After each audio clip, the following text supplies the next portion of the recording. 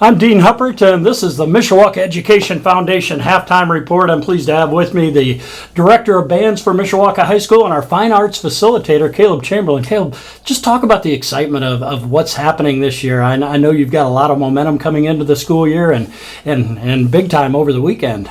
Yeah, it's been already a busy couple of months here.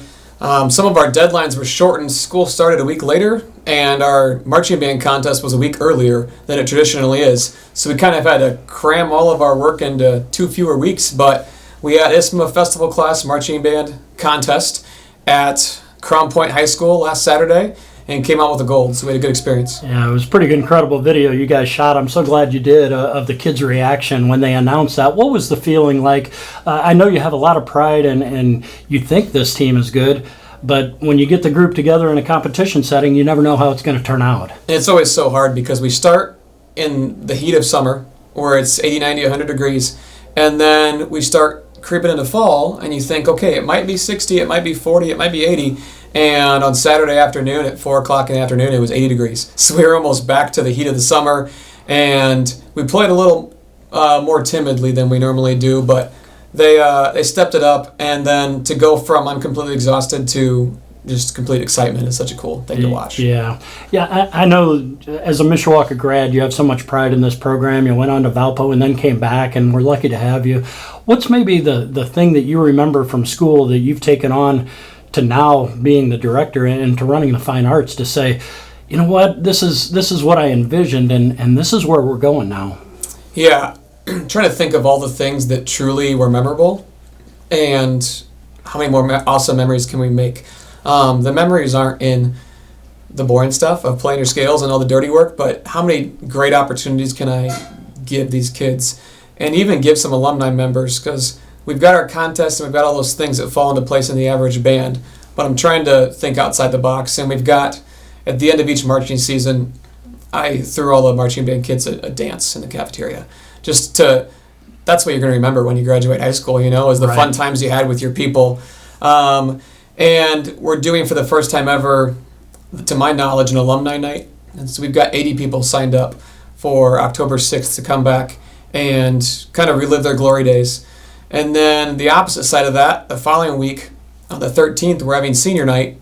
So we're saying thank you and eventually, I hate to say it, goodbye to our seniors. Yeah. But also we're going to bring over our 8th graders and have an 8th grade night. So as we're saying thank you and goodbye to one group, we're trying to welcome in the next group into high school. Yeah, that recruiting is so huge. When you talk about the alumni night, if people haven't gotten in touch with you, how can they to be part of that? Yeah, they can reach out. We might be able to squeeze them in. They might not have a free shirt, but they can reach out to me via email. Yeah.